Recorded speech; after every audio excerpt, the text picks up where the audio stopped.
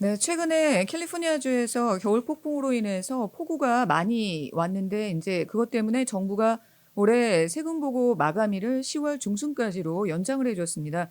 그런데 오늘 오렌지 카운티 레지스터에 실린 글을 보니까 그럼에도 불구하고 많은 전문가들이 기다리지 말고 빨리 세금 보고하는 것이 좋다고 얘기한다. 뭐 이런 기사가 실렸는데 지금 오늘 ABC 회계법인 대표인 안병찬 CPA 모시고 좀 자세하게 알아보겠습니다. 안녕하세요. 네, 안녕하세요. 네, 어떻습니까? 올해 세금 보고 기다리지 말고 빨리빨리 하시는 게 좋은가요? 네, 그렇습니다. 왜냐하면 이번에 이제 겨울 12월과 1월 달에 캘리포니아 겨울 폭풍으로 인해서 연방 정부하고 주정부에서 세금 보고 마감과 세금 납부를 연장한다고 발표를 했는데요.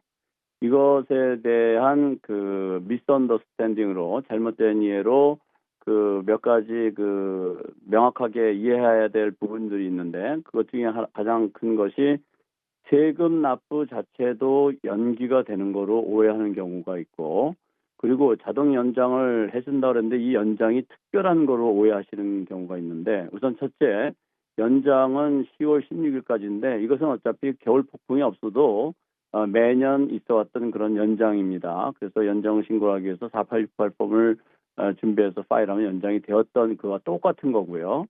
다만 작년 10월 그러니까 4분기하고 4분기에 예납세금을 1월 달에 냈어야 되는데 겨울 폭풍으로 어려움을 겪으니까 그거를 연장시켜 준 거고, 그다음에 이제 퍼스트 쿼터에서 발생된 것들 이런 것에서 세금 납부를 연장시킨 건데, 결국은 4월 8일 마감일인 텍스 데이까지 납부해야 되는 거기 때문에 실질적으로는 어떤 세금 납부에 대한 큰 혜택이 없습니다. 그런데 이것을 잘못 알고 페널티가 없는 줄 알고 세금 납부까지도 10월 16일까지 하게 되면, 잘못하게 되면 다른 세금에 대한 페널티까지 부과가 될 수 있는데도 불구하고 어, 그, 이제 10월 16일까지 세금을 납부하지 않아서 나중에 이제 페널티가 부과되는 그런 일이 일어날 수 있습니다. 그래서 그것을 명확하게 이해하는 것이 중요하겠습니다. 아, 그러면 10월 중순까지 지금 데드라인을 연장해 준다는 게 세금 보고를 연장해 주는 거지, 액츄얼리 납부해야 되는 세금은 4월 18일까지 내야 되는 건가요? 네, 그러니까 2022년 예납세금하고 2023년 1분기에서 3분기까지에 대한 예납세금의 납부만 10월 16일까지 연장이 되는 거고, 그 전에 거는 제때 다 납부를 해야 되는 거예요.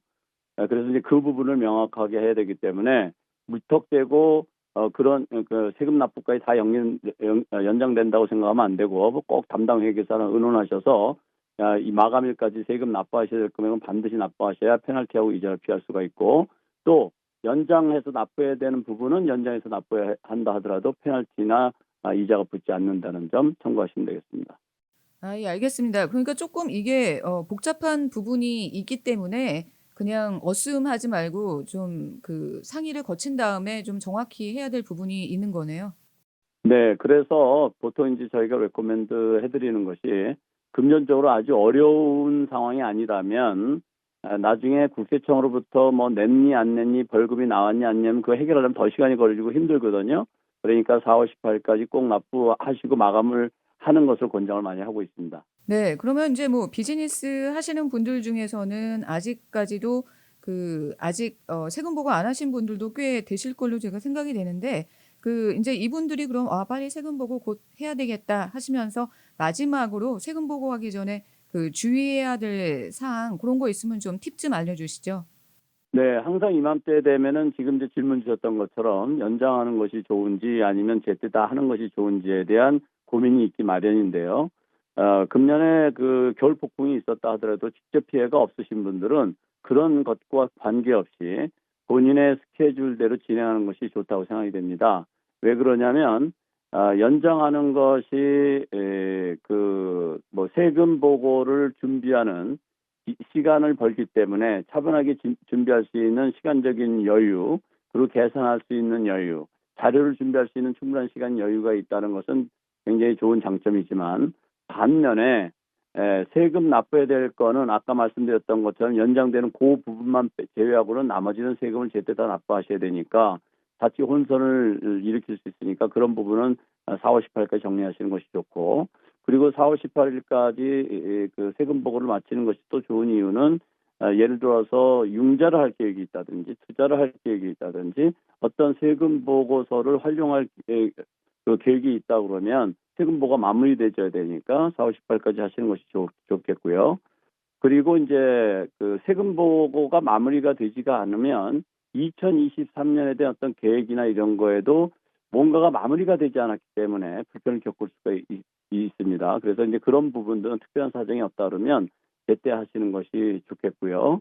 그리고 이제 4월 18일 이제 마감이 이제 며칠 남지 않았기 때문에 마지막에 서두르다 보면은 실수를 할 수도 있습니다. 그래서 혹시 본인의 소득세 신고가 복잡하거나 이럴 경우에는 이러저러한 다른 이유가 있다 하더라도 가능하면 연장 파일을 하고 뭐 4월 말 또는 5월 달에 파일해도 되니까 그렇게 시간을 갖고 파일하는 것이 좋을 수 있습니다. 그래서 따라서 연장하는 것이 반드시 좋다 또는 연장하지 않는 것이 좋다 이렇게 절대적으로 말씀드릴 수는 없고, 또 차제에 또 많은 분들이 또 질문하는 것이 세무감사를 피하기 위해서는 연장하는 것이 좋다 또는 또 온타임에 파일하는 것이 좋다 이런 말들이 있는데 세무감사 픽업되는 건 연장하고 관계없다는 말씀 다시 한번 분명하게 알려드립니다. 왜냐하면 연장 때문에 국세청 감사를 걸리는 대상에서 제외되거나 이런 것이 전혀 없기 때문에 그렇습니다. 예, 지금 그 세무감사 얘기를 하셨는데 뭐 어제 보니까 국세청에서 뭐 시스템을 개선해서 부유층을 타겟으로 한 그 세금 감사를 강화한다 뭐 그런 얘기가 있는데 요즘에 그 IRS에서 이렇게 부유층 대상으로 좀 감사를 깐깐하게 하는 분위기인가요? 지금 아시다시피 미국 국세청은 두 가지 큰 딜레마에 빠져 있습니다. 하나는 국세청의 시스템이 낙후가 되어 있고 두 번째는 인력의 부족입니다. 지난 그 팬데믹을 통해서 많이들 겪어보셨겠지만 국세청에 연락해서 어떤 도움을 받는 것이 정말 말 그대로 하늘의 별따기처럼 되어 있습니다. 그래서 그 미국의 내셔널 그 텍스페어스 애드보케이트에서 발표한 것에 따르면은 그 국세청에 전화를 해서 도움받는 그 퍼센테이지가 13% 정도밖에 안 됩니다. 그만큼 지금 열악한 환경이에요. 그래서 이런 걸 개선하기 위해서 이번에 예산이 그 80 빌리언 달러 그러니까 800억 달러를 확보해서 이것을 이제 앞으로 10년 동안 국세청에서 인원을 확충한다든지 시설 현대화한다든지 이런 이제 투자할 그럴 계획을 가지고 있는데요. 이렇게 될 경우에는 국세청에서 발표한 것은 고소득자 그리고 세금보가 복잡한 그런 기업이나 개인 이런 그 영역에 이런 캐러고리에 들어있는 납세자들의 감사를 강화하겠다고 발표를 했습니다. 그래서 당장 뭐 이달에 또는 금년에 이런 변화가 일어나는 것은 아니겠지만 점진적으로 고소득자나 소득세 신고가 복잡한 사람들일수록 그 세무감사가 확률이 높아질 가능성이 높고요. 이미 이건 국세청이 발표한 거니까요. 그렇다고 해서 그럼 저소득층 감사가 없느냐? 그렇지 않습니다. 사실은 그동안 국세청에서 발표한 것을 보면 그 저소득층들에게 감사가 더 많았던 것이 현실이었습니다. 그 이유는 왜 그러냐면 그 저소득층들에게는 그 정부에서 주는 혜택들이 있는데 예를 들어서 차일드 텍스 크레딧이라든지 어드 인컴 텍스 크레딧이라든지 이런 것을 신청해서 나가는 돈이 상당히 많기 때문에 이런 쪽에 감사를 강화해서 넘버 오브 그 감사 그 수를 보게 되면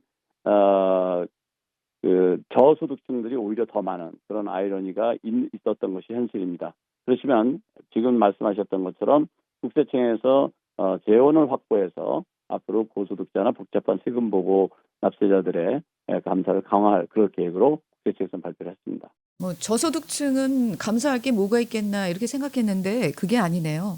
크레딧이 정부에서는 돈이 나가는 거기 때문에 그쪽을 소홀히 할 수 없고 또 가짜로 신청하는 경우가 대단히 많았기 때문에 그런 부분을 계속해서 국세청에서는 강화하고 있었습니다.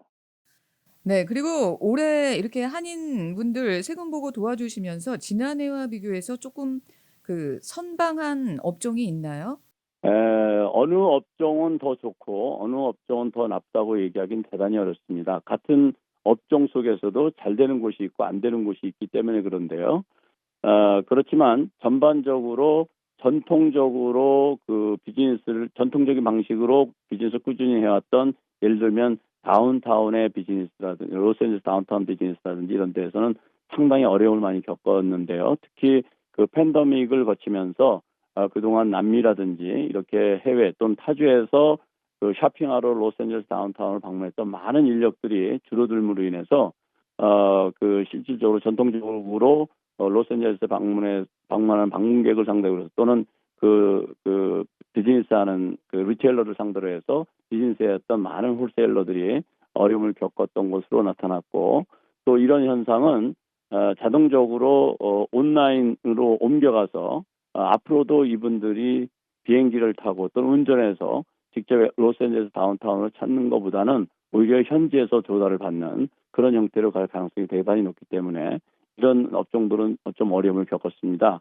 그렇지만 반면에 온라인으로 일찌감치 움직여서 활발하게 하셨던 분들은 상당히 매상도 많이 올랐고 인컴이 많이 나온 경우도 많이 있고, 또 그리고 서비스업이라든지 새로 나타난 그 업종들, 이런 업종들은 여전히 그 좋은 결과를 보인 곳들도 많이 있습니다. 그래서 전반적으로 미국 경기가 그렇게 나쁘게 나타나지 않는 것으로 저희 소득세 도와드리는 결과로는 그렇게 나타나고 있습니다. 그 지난해 부동산 업계에 종사하시는 분들은 좀 어땠나요? 네, 그 이자율이 인상이 되면서 부동산 거래가 주춤해졌고, 이런 것에 따라서 부동산과 관련된 업종에 종사하시는 분들의 소득이 아주 굉장히 현저하게 줄어드신 분들이 많이 계십니다. 이것은 뭐 제 생각에는 이제 그러니까 2022년과 2023년에 한시적으로 나타난 현상처럼 보이지만 2022년도에는 그 이전에 활발했던 것과는 대조적으로 상당히 부진했기 때문에 이런 분들의 소득은 현저하게 낮아진 걸 볼 수 있었습니다. 네. 그리고 그 이제 코로나 지나면서 뭐 직장인들 그 임금 인상이 많이 됐다고 하는데 어떻게 직장인들 지난해 소득이 조금 많이들 다 오른 게 좀 두드러지나요? 어떤가요? 네, 직장인들의 소득의 차이는 사실 저희가 인식할 정도로 이렇게 급성장했다든지 급등했다든지 이런 것을 보기는 대단히 어렵습니다.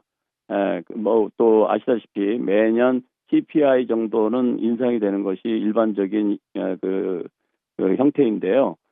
특히 이제 최근에 인플레이션을 비교한다고 하면 상대적으로 급여가 그렇게 많이 인상됐다고는 볼 수 없을 것 같습니다. 뭐 생각보다 지난해 그렇게 나쁘지 않다고 말씀하셨는데 그러면 지난해 경기가 안 좋아서 그 비즈니스를 닫는다든가 이런 분은 그렇게 많지 않았던 거네요. 네, 그러니까 우리가 그 경기가 아주 침체가 되었을 때도 돈을 버시는 분들이 계시고, 또 대단히 호경기임에도 불구하고 뱅크럽시를 하시는 분들이 있기 마련입니다.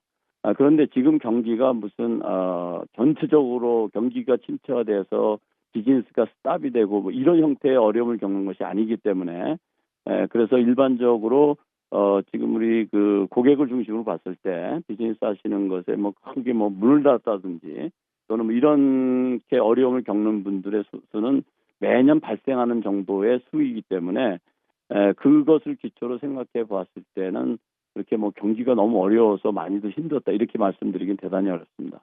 네. 저 주식은 좀 어땠나요? 지난해? 네, 주식 투자하신 분들은 아주 애로를 많이 겪었고, 뭐랄까, 그 플럭추에이션이 굉장히 심했던 한 해였던 것 같습니다. 그리고 본인들 투자하신 분들이 기대했던 것보다는 주식시장이 빨리 회복되지 않음에 따라서 상당히 애를 먹었던, 특히 하반기로 가면서 애를 먹었던 모습을 볼 수가 있고요. 그래서 결과적으로는 상대적으로 그 팬데믹 동안에 발생됐던 주식 소득보다는 상당히 떨어진 모습을 볼 수 있었습니다. 네. 예. 오늘 말씀 감사합니다. 네, 감사합니다. 와, 대박. 이런 것도 알려주네. 정기 구독료 나가는 것 이자 벌게 해주고, 이자와 상환기간 정리해서 빚도 정리해주고, 내 순자산은 얼마인지, 내가 얼마를 벌고 썼는지 나에게만 다 알려준답니다. 그런데 아무한테나 막 알려주는 것은 아닙니다. 특별한 분들께만 특별하게 알려드리는 겁니다. 누가 특별한 분이냐고요? 궁금하시면 앱을 깔으시면 알게 되십니다. 무슨 앱이냐고요? 내 손안의 재정금융비서 비시파이. 특별한 분에게만 특별하게 알려드리는 비시파이. 실시간 내 손안의 가계부, 실시간에 내 손안의 손익계산서. 아무것도 하실 게 없으십니다. 뭘 입력해야 하느냐고요? No. 아무것도 입력하실 필요 없으십니다. 그냥 가입하시고 로그인만 하시면 끝. 한 가지 더, 해킹 횡령 더 이상 설 자리가 없겠죠. 내 돈 도난 방지에도 비시파이. 오늘부터 내 돈 관리는 비시파이. 꼭 가입하시고 부자 되세요.